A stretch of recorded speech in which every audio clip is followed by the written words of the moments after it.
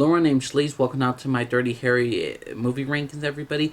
I'm ranking from the first movie to the fifth movie, my worst to my favorite. And here's the thing, everybody. Dirty Harry was like the first rebellious cop that's willing to go outside the law a bit in order to do for the greater good. He doesn't care about paperwork and all this political bullshit. He's Dirty Harry. He's gonna eat a hot dog, shoot a guy with a magnum gun, and get shit done.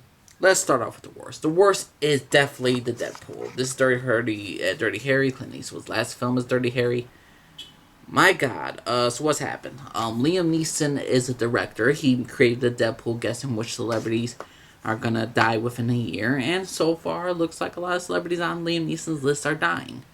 So Dirty Harry's trying to figure out who's trying to frame Liam Neeson's character, and see like who's committing all these murders. It's a simple story. The highlights of this one, and the highlight in general, is always Dirty Harry's partners in these films.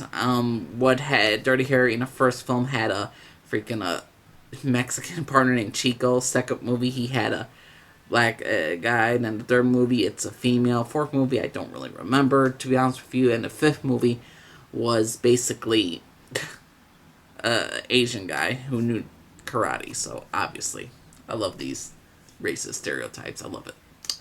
But going back to this film, Deadpool, the highlight of this thing, Dirty Harry's being chased by a little mini car that's full of explosives, one of those toy cars. That was entertaining and fun. Also, Jim Carrey's Welcome to the Jungle scene. Yes, Jim Carrey's in this film.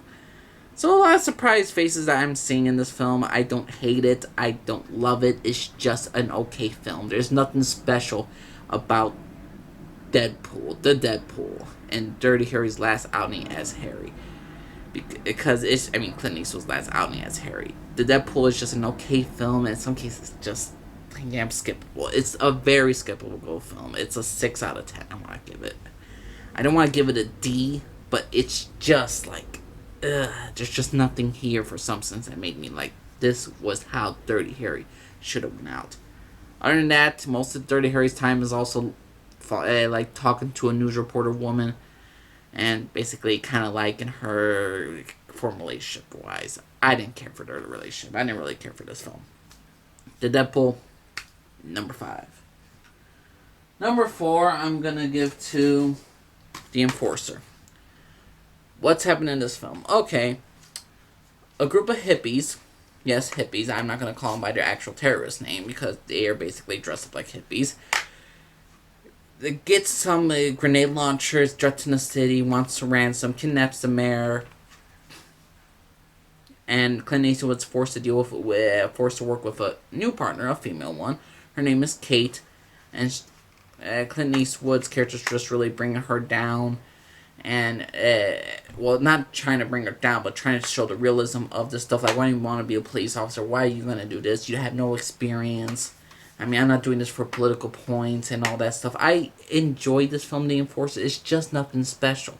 And even though I kind of made it sound interesting, like, oh, these hippies stole some grenade launchers and kidnapping the mayor, you think this would be like, oh, where's the mayor at? Like a murder mystery type. No, it's not. It's basically Clint Eastwood is going around town. He's getting in trouble a bit. Then these guys are doing their own things. They're doing their own things along the side. He's in with this new partner. And then later on, it gets into that, like, Clint Eastwood interacting against these group of characters. These group of hippie characters that are doing bombs, using grenade launchers, and all that stuff. I say the worst thing about this was the ending, about what happens. But overall, I don't hate The Enforcer. I just think it's an okay film. It has some memorable moments. I'm going to give it a 7.5 out of 10. I don't hate this film, but there's nothing great about it. It's a okay film. I prefer this over the Deadpool any day. Number 3, I'm going to give to Dirty Harry and Magnum Force. What's happening? A police officer is killing a lot of suspicious characters, or like, in other words, criminals. A police officer is doing his own brand of justice. Dirty Harry is trying to figure out who the police officer is. And the reason why it's called Magnum Force is because all police officers are using Magnum guns. So Dirty Harry is not only looking for them, fighting them, and he's trying to see about, is the system broken, how this police officer, when he eventually meets this person, talks to him and it describes to him how the system is broken, I'm going to enforce the law and all that stuff. Magnum Force to me was a good fun. It was a good mystery, just not overall the greatest. I'm gonna give this one a B. It's a solid 8.5 out of 10. This is definitely a rewatchable film of the Dirty Harry franchise. Magnum Force, a lot of fun. Greatly enjoyed it. My number 2 pick, and this is gonna be so controversial, is the original Dirty Harry. Dirty Harry, the first one, was great in many cases. One, because of the villain. What's happening? San Francisco is being threatened by a freaking sniper. A guy who has a lot of enjoyment just shooting random people. And he likes the power and he likes to kill. He's a total freaking serial killer. Clint Eastwood, with his partner Chico. Yes, Chico, Jesus Christ. Is looking to figure out who is the killer. Trying to find him, trying to capture him. And all that stuff. Even though we all know, the audience know who the killer is. I mean, they show his face early on. Just hint how Clint Eastwood's trying to catch him. And basically, we get the origins of why he's called Dirty Harry. And I really enjoyed the villain in this one. Even though he's a sneaky snake that can't take a shit. The fact that he tries to frame Clint Eastwood's character, Dirty Harry, into showing to the press, like, this guy was harassing me. I'm getting tired of Callahan. He's been doing this, and framing him for the stuff. I love it. I love a great deal of the original Dirty Harry. I think it's a good film. Sometimes very good. I'm going to give it a B+. I enjoyed this film. I will go back to this, but again, this was the first.